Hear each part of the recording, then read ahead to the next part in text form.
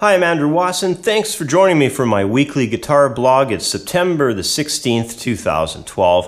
And this time around, we're going to be talking about playing over the popular 2-5 change in jazz, but just using blues scale. Now, this came to light as a topic through an email that was sent to me from Lawrence. He's out in the Netherlands, and he wrote in saying, I'm moving into the world of jazz guitar and was wondering if I might be able to get some advice on how to begin covering these new kinds of chord progressions, especially the 2-5 changes. I only really know my blues scales right now. If there is some way to use blues scales to get into jazz, I'd sure be interested. Thanks from Lawrence in Rotterdam, the Netherlands. Well, thanks for writing in, Lawrence. Luckily, there is a way for you to begin playing those commonplace blues scales over jazz changes like the ever-popular 2-5 chord progressions found in practically every jazz piece. Now, the main element for applying this idea is to be realizing that you'll want to use the scale associated to the same tonic as the root of the chord. So if you had a 2-5 progression in the key of C major, that would mean you'd be using D blues for the D minor 7 chord and G blues for the G dominant 7th chord. So let's look at some examples I've created that will show this idea in use. In example number 1, I'm going to begin with a 2-5 lick in the key of G. Now, the lick covers 2 bars and applies some triplet feel with some ties sustaining a few important chord tones. And for scale use, I'll be using A blues over top of the A minor 7 chord and then D blues over top of the D dominant 7th chord. So here's what example number 1 sounds like played over the A minor 7 to the D dominant 7th.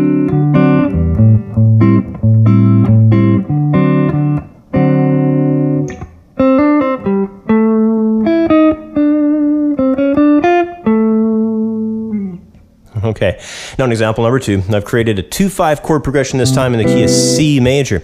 Now in this example, I'm going to be using a D blues over top of the D minor 7 chord, that 2 chord, and then G blues over top of the G dominant 7th, that 5 chord there. And pay attention to the first beat of measure 2 because I've gone with the flat 7 tone of F on the appearance of the G7 chord. It works great as a way to connect toward a chord tone rather than landing on the root of the chord itself, which is what you might be kind of inclined to do when you first start working on this. So check it out. Here's example number 2 played over top of D minor 7 headed to G dominant.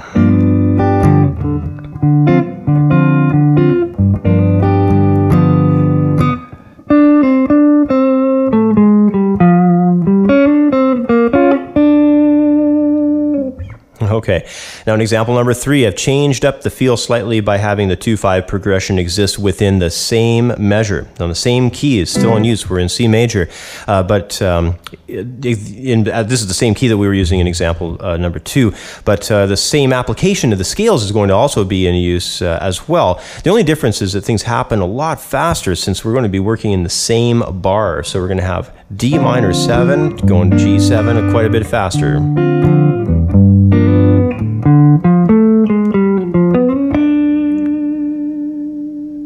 Here it is one more time.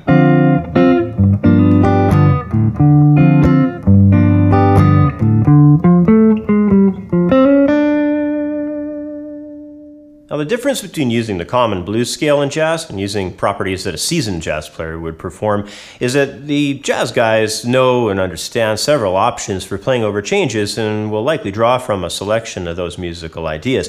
And this could be modes, arpeggios, chromatic ideas, substitutions, and jazz idioms that they've built into their repertoire over many years of study.